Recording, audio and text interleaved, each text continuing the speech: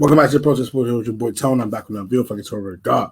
That's right now, God's open doors, people, for all you wonderful people in Jesus' almighty name, amen. Today's video, you guys 10 players, 10 players that the Washington Commanders should target at the 16th pick, if available, of course, and why.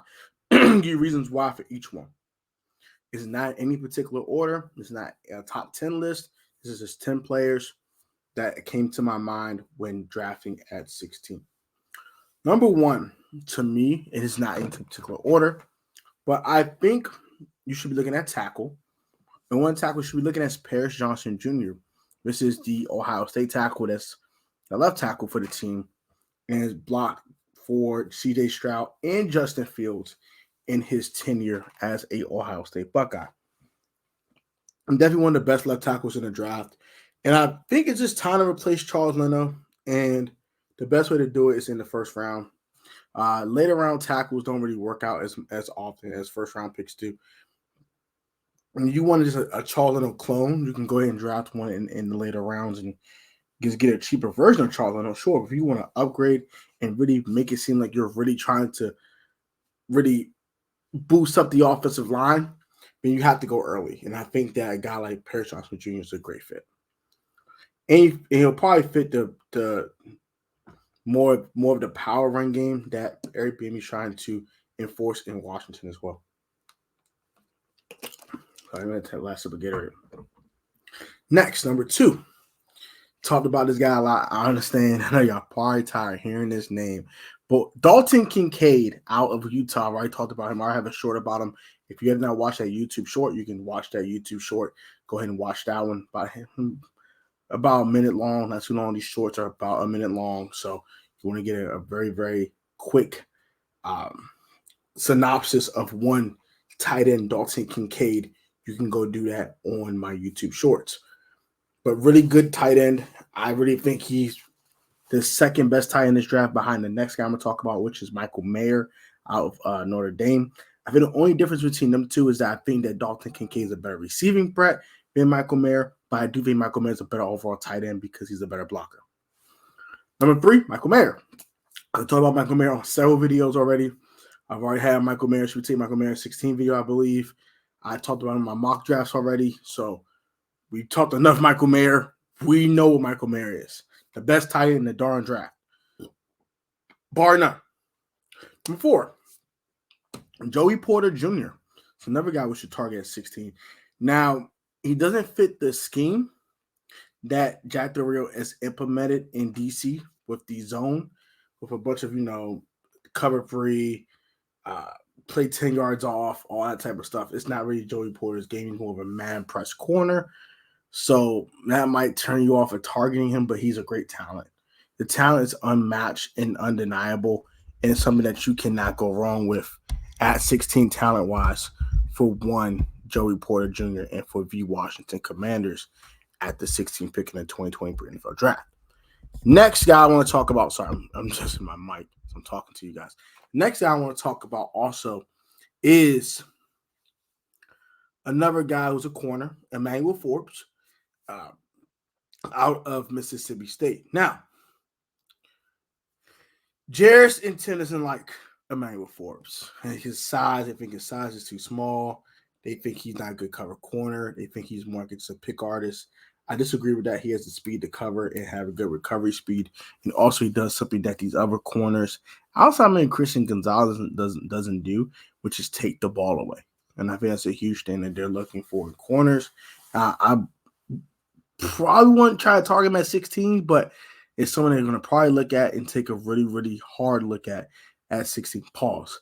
A really, really, really tough look at a guy, Emmanuel Forbes. He takes the ball away. He 6'1", about 175 pounds right now. And he's a guy that can cover and take the ball away. Something that Ron Rivera is looking for in his corners right now, and looking for more turnovers. And the way you can create them is by finding more ball hawks who like to take the ball away. And he doesn't take the ball away. He takes it to the end zone. That's always great when you have a player who could put points on the board for your team. Ask Kendall Fuller, who has 2 pick sixes last year. So that always helps when you got a guy who can put the ball in the end zone as well. Next guy I want to talk about is Bijan Robinson, the running back out of Texas. This is probably the least likely one, but I have to talk about if he's available. They're going to look at him. I think they're going to take a look at that guy. He's great talent. He's probably one of the top 5 most talented players in the entire draft class, period. And he's a can't-miss prospect to run that position. Now, I know he spent a third-round pick on Antonio Gibson back in 2020, but now his rookie contract is about to run out, and also they spent a third-round pick on a guy in Brian Robinson out of Alabama last year who had a really good productive rookie season as well. So, but I don't think they're going to draft a running back that early. I don't think they're going to take one to me in the mid-round. So, but just someone I wanted to bring along with you to talk about as well. I talked about that already on the channel. I have a draft Bijan at 16 trade Gibby video. You want to go and watch that? Go and watch that as well. Next guy I want to talk about is number 7. And this guy's Christian Gonzalez, cornerback out of Oregon. Now, I got him at 7. That's in any particular order, but he's the 7th player to talk about because probably one of the least likely guys going to fall to 16 is a guy like Christian Gonzalez. But he reminds me of Stephon Gilmore with his the way they cover. He's physical. He takes the ball away as well. So it's another guy you want to keep in mind. Christian Gonzalez, he's my favorite cornerback in his entire draft class. So he's someone I definitely want on this team. So I'm excited to see if he does fall to 16. I don't think he is, but I actually even trade up a couple spots if I need to grab a guy like this. He's different. If he falls out the teens, if he falls out the top 10, I'm looking to go get him. I'm sorry. I can't pass on a talent like this at the cornerback position. And he's a guy that I can't pass on. I'm sorry. Number 8 for me, and this one's iffy, but Miles Murphy, defensive end out of Clemson. Louis T brought this up. Shout out to Louis T. Shout out to Big Bro. Big Bro brought this up, and he said that maybe we already have him for a top 30 visit. So that tells you they have some interest in him. And on top of that, with the 2 defensive ends, us picking one, because I think we're going to pick one between Sweat and Young. I think you should pick Sweat right now, but maybe Chase can change everything with a 13.5, 14.5 sack season. Come off the knee injury. He looks healthy with the knee brace off. But not here nor there. You're going to pick one of these guys, other guy's going to walk. So it's going to be Sweat or Young's going to walk after the season. So, with that being said, or they exercise the 5th-year option on Chase, and then 2 years from now, it'll be Miles Murphy who will be starting for either one of these guys in their respective positions. You want a guy in-house to replace one of these 2 guys. So it makes sense to draft a guy like Miles Murphy here at 16 as well. So that's something to keep in mind. Number 9 for me will be Osiris Torrance, the guard out of Florida. I'm only saying that because we don't have a starting left guard. I think Osiris Torrance comes in and immediately starts the left guard for you and guard, as Real Robinson would say, and step in and play well. I think he'll be a day 1 starter, and he'll be a guy who can step in and block in the run game and anchor in the passing game immediately and do it at a very, very, very high level.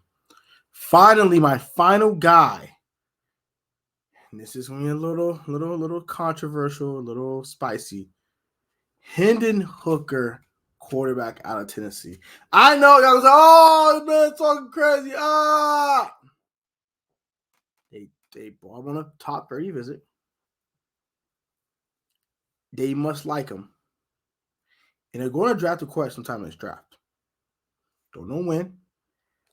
I'm presuming either late day 3 or late day 2 going into day 3 or actually day 3 of the draft. They're going to draft a quarterback after the first 2 rounds, I presume.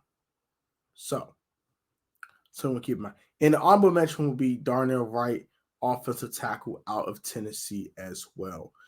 That's going to do it for me, man. Those are my top 10 targets for the 16th pick in the 2023 NFL draft. Hope you guys like it.